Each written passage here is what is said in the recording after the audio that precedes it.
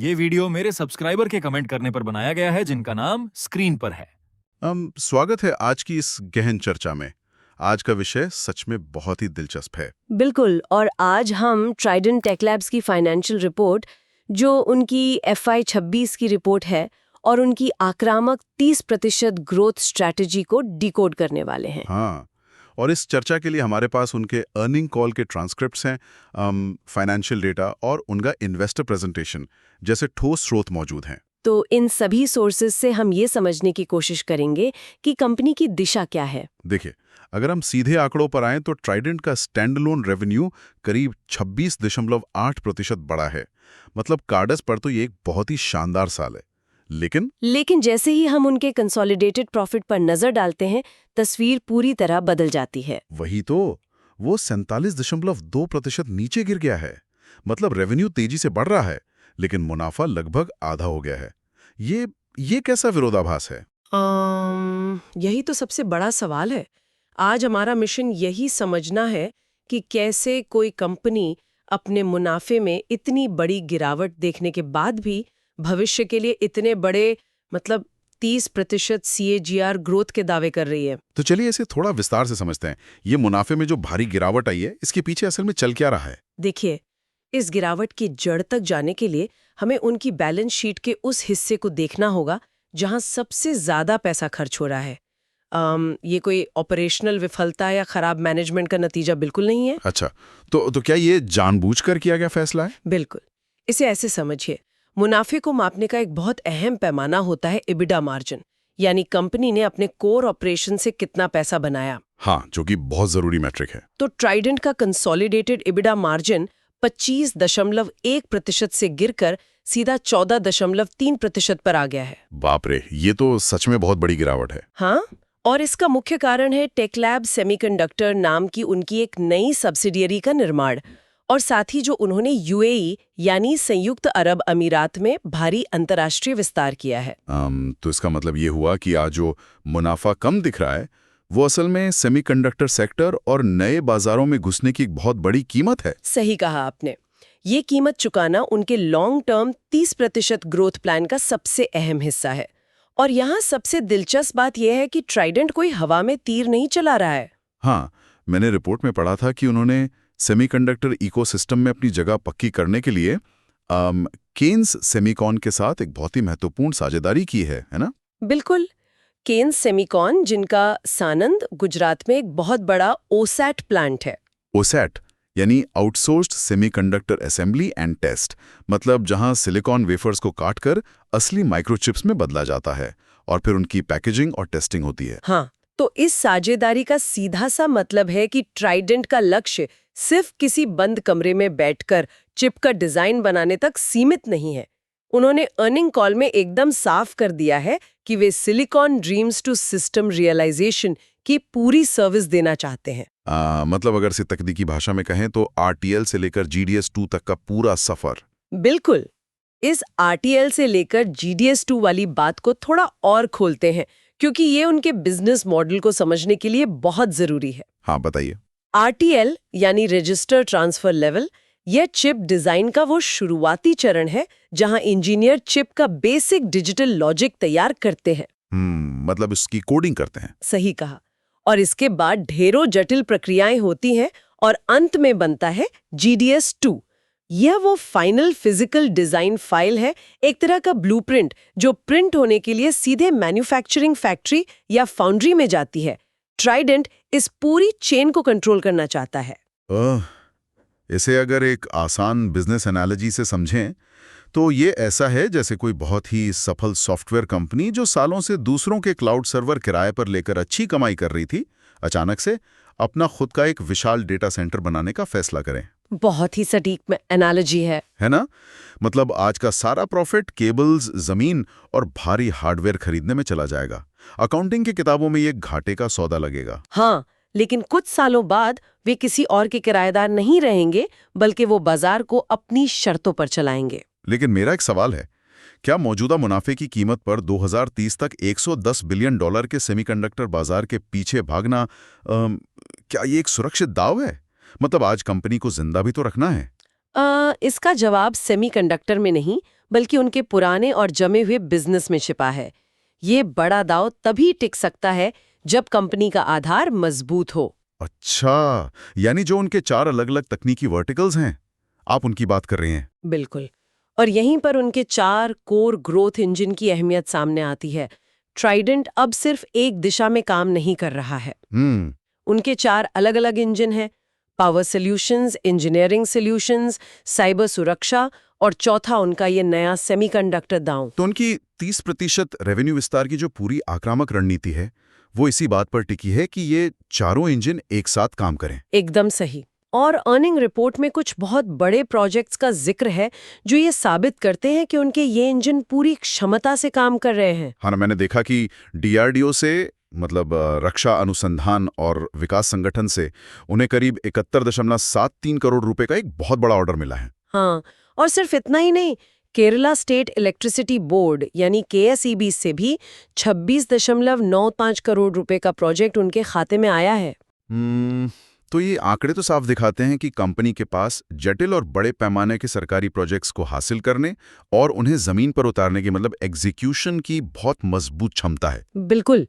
और इन बड़े प्रोजेक्ट्स को हासिल करने के पीछे एक बहुत ही सोची समझी रणनीति काम कर रही है, जिसे क्रॉस सेलिंग कहते हैं। क्रॉस सेलिंग मतलब एक ही ग्राहक को कई चीजें बेचना। हाँ, देखिए, आज के समय में कोई भी बड़ा इंफ्रास्ट्रक्चर प्रोजेक्ट किसी एक तकनीक तक सीमित नहीं होता।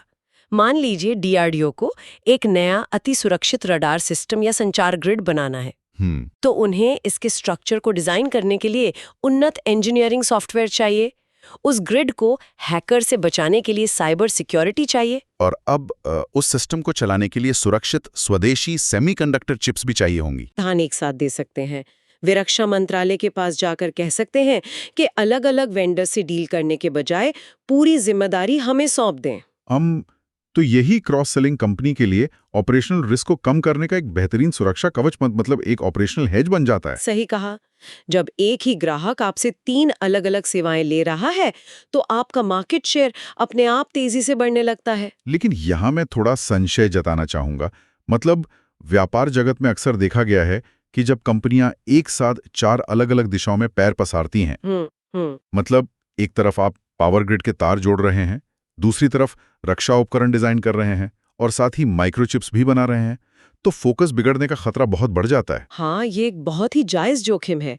डाइवर्सिफिकेशन अक्सर फोकस को कमजोर कर देता है। तो फिर क्या ये चौतरफा विस्तार उनकी सबसे बड़ी ताकत है, या फिर ये 30% ग्रोथ के लक्ष्य को भटकाने वाली एक बड़ी कमजोरी बन सकता है?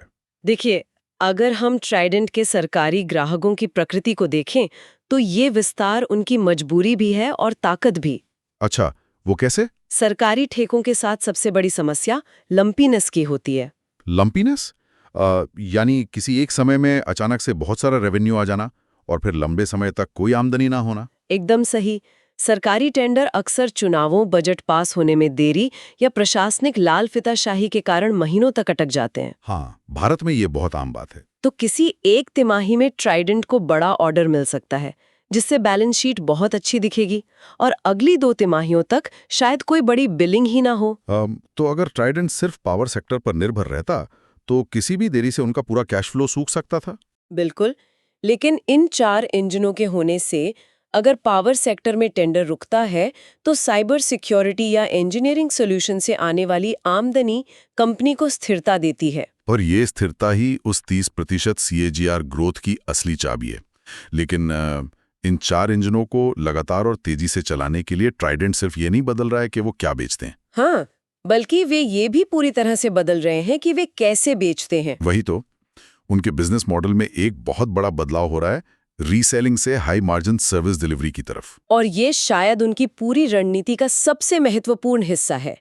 प्रबंधन ने साफ किया है कि वे परपेचुअल सॉफ्टवेयर लाइसेंस मॉडल से बाहर निकलना चाहते हैं। मतलब किसी थर्ड पार्टी सॉफ्टवेयर को एक बार बेचना और अपना कमीशन रख लेना, वो वाला मॉडल। हाँ, अब उनका लक्ष्य सब्सक्रिप्शन और AMC यानी annual maintenance contract service model की ओर जाना है। वे आने वाले समय में इस रेवेन्यू को 50-50 के अनुपात में लाना चाहते हैं। इसे अगर आम रोजमर्रा की भाषा में समझा जाए तो ये किसी को एक बार कार बेचने और उसे जीवन भर के लिए एक प्रीमियम टैक्सी सर्विस देने के बीच का अंतर है। बिल्कुल सटीक एनालॉजी है। कार बेचने पर एक बार का मोटा मुनाफा होता है, लेकिन अगले महीने के रेवेन्यू के लिए फिर से नया ग्राहक ढूंढना पड़ता है, जो कि बहुत मुश्किल काम है। हाँ, जबकि सर्विस मॉडल में वही पुराना ग्राहक हर महीने या हर साल पैसा देता रहता है। ये रेकरिंग रेवेन्यू की एक निरंतर धारा बनाता है। और इस रेकरिंग मॉडल का सबसे बड़ा फायदा उनके मार्जिन पर पड़ता है ना। बिल्कुल, जब कोई कंपनी केवल दूसरों का सॉफ्टवेयर बेचती है तो उसका प्रॉफिट मार्जिन बहुत ही सीमित होता है। वो केवल एक बिचौलिया होती है। लेकिन जब उसी सॉफ्टवेयर के साथ अपनी विशेषज्ञता, कस्टमाइजेशन और लगातार सपोर्ट सर्विस जोड़ दी जाती है तो मार्जिन कई गुना बढ़ जाता है। और भविष्य में यही हाई मार्जिन सर्विस मॉडल उनके रेवेन्यू को स्थिर करेगा और उस 30% CAGR के वादे को हकीकत में बदलेगा। हाँ, और एक और बात, सर्विस के साथ साथ ट्राइडेंट अब केवल दूसरों के उत्पादों पर निर्भर नहीं है, वे खुद के स्वदेशी हार्डवेयर भी विकसित कर रहे हैं। अच्छा, वो जो इन्वेस्टर प्रेजेंटेशन में फाइटेक 1000 नाम के प्रोडक्ट का जिक्र था। बिल्कुल, फाइटेक 1000 एक मेक इन इंडिया प्रोडक्ट है और ये सिर्फ एक गैजेट नहीं है, ये पावर ग्रिड्स की एक बहुत बड़ी समस्या का समाधान है। किस तरह की समस्या? देखिए, फाइटेक 1000 असल में पावर ग्रिड्स में फेज आइडेंटिफिकेशन का काम करता है। भारत में बिजली वितरण कंपनियों की एक बहुत बड़ी चुनौती तकनीकी नुकसान है। अक्सर बिजली विभाग को ये सटीक जानकारी नहीं होती कि शहर के कौन से इलाके का लोड किस तार या किस फेज से जुड़ा है। इस अज्ञानता के कारण ग्रिड ओवरलोड होकर ट्रिप हो जाते हैं या भारी मात्रा में बिजली बर्बाद होती है। और फाइटेक 1000 पूरे पावर नेटवर्क को डिजिटाइज कर देता है। मतलब ये सटीक रूप से मैप करता है कि कौन सा उपभोक्ता किस फेज पर है। हाँ, जिससे लोड को समान रूप से बांटा जा सकता है। ये बिजली बोर्ड्स के करोड़ों रुपए बचाता है। और चूंकि ये ट्राइडेंट का अपना उत्पाद है, उनकी अपनी इंटेलेक्चुअल प्रॉपर्टी है, तो इसे बेचने पर होने वाला लॉन्ग टर्म मार्जिन किसी विदेशी कंपनी का सॉफ्टवेयर बेचने की तुलना में बहुत अधिक होगा। एकदम सही। फाइटेक 1000 जैसी स्वदेशी तकनीक और रेकरिंग सर्विस मॉडल की ओर ये बदलाव दोनों ही हाई मार्जिन की दिशा में उठाए गए कदम हैं। तो ये एक बहुत ही स्पष्ट रोड मैप लगता है। मतलब एक तरफ भारी सेमीकंडक्टर निवेश से भविष्य की नींव रखी जा रही है और दूसरी तरफ सर्विस और खुद के IP से लगातार आने वाले मुनाफे की व्यवस्था की जा रही है। हाँ, रणनीति तो यही है। ये सारा विजन सुनने में बहुत ही शानदार और महत्वाकांक्षी लगता है, लेकिन कागज पर बने प्लान और जमीनी हकीकत के बीच एक बड़ा फासला होता है। बिल्कुल होता है। जब कोई कंपनी लगातार 3 साल तक 30% की चक्रवृद्धि दर यानी CAGR से बढ़ने का लक्ष्य रखती है, तो रास्ते में कई गंभीर रोड़े आते हैं और वित्तीय रिपोर्ट के डेटा को खंगालने पर एक बहुत बड़ा जोखिम सामने आता है। आप वर्किंग कैपिटल और डेटाबेस की बात कर रहे हैं ना? जी हाँ, ये एक ऐसी चुनौती है जो किसी भी आक्रामक ग्रोथ रणनीति को पटरी से उतार सकती है। श्रोताओं के लिए बता दूं, डेटाबेस का सीधा मतलब है कि काम पूरा करने और बिल देने के बाद ग्राहक से असल में पैसा वसूलने में कितने दिन लग रहे हैं। और ट्राइडेंट की रिपोर्ट दिखाती है कि उनके डेटाबेस 300 दिनों से घटकर 216 दिन हो गए हैं। प्रबंधन इसे एक सुधार के तौर पर पेश कर रहा है। सुधार तो है, गिरावट तो आई है, लेकिन ईमानदारी से देखा जाए तो 216 दिन का इंतजार अभी भी बहुत लंबा समय है।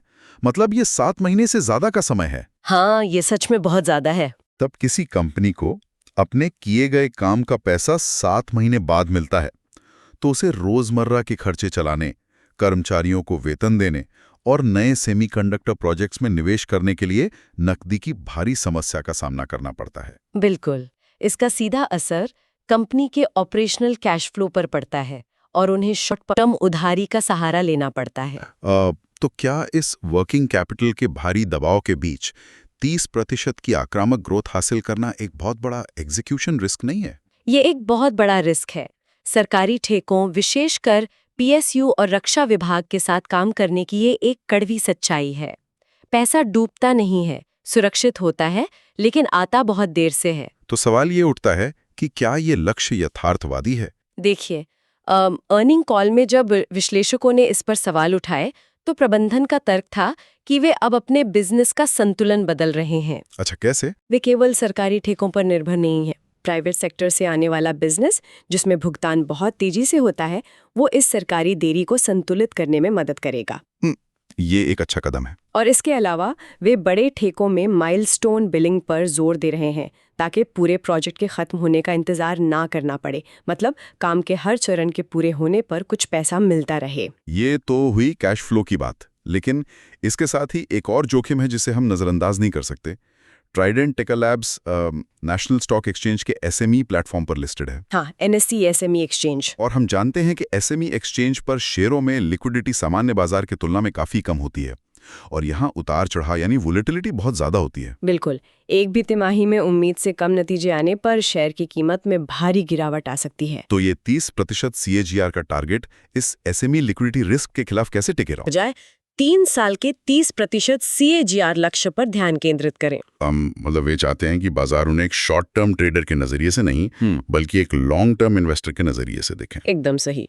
वे तिमाही दर तिमाही की दौड़ से बाहर निकलकर सेमीकंडक्टर और हाईटेक सर्विस डिलीवरी के एक लंबे खेल की तैयारी कर रहे हैं। तो पूरी वित्तीय रिपोर्ट और प्रबंधन की रणनीति का सार यही है। ट्राइडेंट टेक्लैब्स का दाव बिल्कुल स्पष्ट और पारदर्शी है। हाँ, वे आज के मुनाफे और यहाँ तक कि अपने मौजूदा एबिटा मार्जिन को जानबूझकर कुर्बान कर रहे हैं ताकि वे कल के हाई मार्जिन सर्विस बाजार और भारत के सेमीकंडक्टर इकोसिस्टम के लीडर बन सके। तो इन सारे आंकड़ों और रिपोर्टों और रणनीतियों को एक साथ जोड़ने पर आखिर क्या तस्वीर उभरती है? तस्वीर ये है कि बैलेंस शीट में दिखने वाला मुनाफा कम होना हमेशा बिजनेस की कमजोरी का संकेत नहीं होता। बिल्कुल।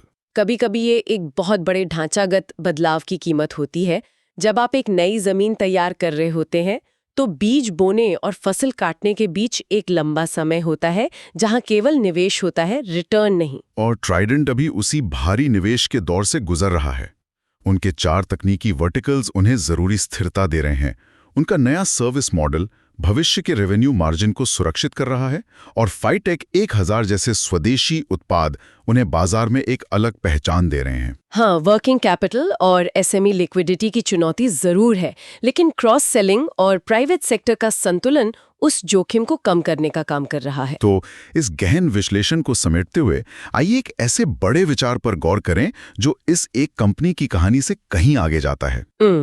भारत पिछले लगभग 4 दशकों से दुनिया का सेमीकंडक्टर डिजाइन हब रहा है।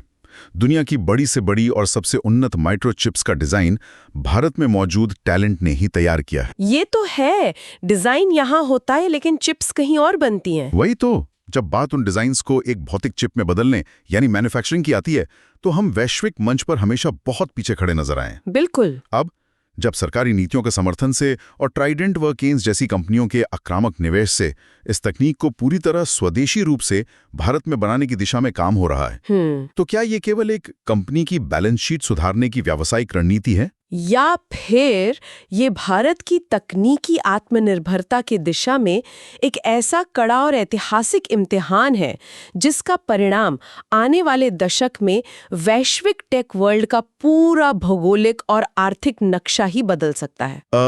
ये एक ऐसा सवाल है जिसका सटीक जवाब हमें आने वाले कुछ सालों के आंकड़े और इन कंपनियों की एग्जीक्यूशन क्षमता ही दे पाएंगी। बिल्कुल, ये देखना बहुत दिलचस्प होगा कि वे अपने इस 30% CAGR के वादे को कैसे निभाते हैं। हाँ, लेकिन एक बात पूरी तरह से तय है, भारत के इस बड़े तकनीकी बदलाव यानी इस टेक शिफ्ट और ट्राइडेंट के इस ग्रोथ सफर पे नजर रखना बेहद रोमांचक होने वाला है। एकदम सही कहा आपने। खैर, आज की इस गहन चर्चा में बस इतना ही। वित्तीय रिपोर्टों के पीछे छुपी इन असली कहानियों को डिकोड करने के सफर में हमारे साथ जुड़ने के लिए शुक्रिया। धन्यवाद।